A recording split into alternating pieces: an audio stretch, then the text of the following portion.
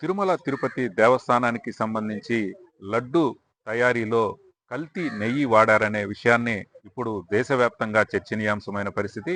ఏదైతే కల్తీ నెయ్యి వాడారనే ఇప్పుడు స్పష్టంగా అర్థమవుతున్న పరిస్థితి. దానికి సంబంధించి ఆధారాలు కూడా ఒక్కొక్కటిగా బయటికి వస్తున్న పరిస్థితి. ముఖ్యంగా ఏదైతే తిరుమల లడ్డు తయారీకి సంబంధించి పామ్ ఆయిల్ తో పాటు మరిన్ని కెమికల్స్ వాడి దానిని నెయ్యిగా తయారు చేసి దానిని లడ్డూలో వాడారనేనని ప్రధానంగా గుర్తించారు. ఈ నేపథ్యంలోనే ముఖ్యంగా దీనికి సంబంధించి దాదాపు 24 మంది పైన కూడా ఛార్జ్ షీట్ వేశారు. ఇందులో 14 మందిని ఇప్పటికే రిమాండ్‌లో ఉన్న పరిస్థితి అయితే ఉంది.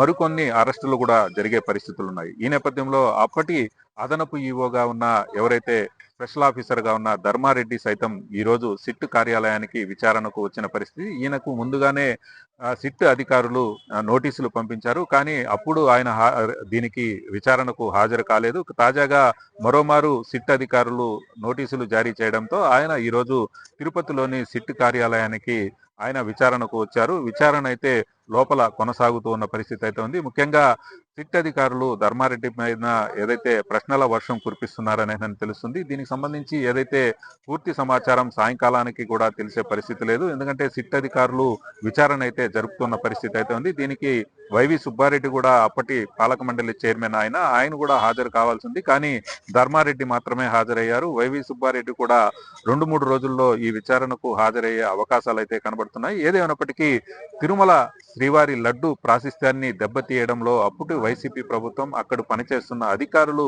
అప్పుడు కృషి చేశారు. దానికి సంబంధించి బోలేబాబా డైరీకి సంబంధించిన ఆ నెయ్యిని అప్పుడు తక్కువ మొత్తంలో కొనుగోలు చేసి అందులో ఎక్కువగా పామ్ ఆయిల్ కావచ్చు, దానిలో కెమికల్స్ వాడిన నెయ్యినే ఇందులో వాడారనేనని కూడా స్పష్టంగా ముందు విచారించిన వారిని బట్టి తెలిసిన పరిస్థితి అయితే ఉంది. దీనన్నిటిని కూడా ధర్మారెడ్డిని అధికారులు అయితే విచారిస్తున్న పరిస్థితి అయితే ఉంది. ధర్మారెడ్డి ఏ విధమైన సమాధానాలు చెప్తారనేది మాత్రం వేచి చూడాల్సిన పరిస్థితి అయితే ఉంది.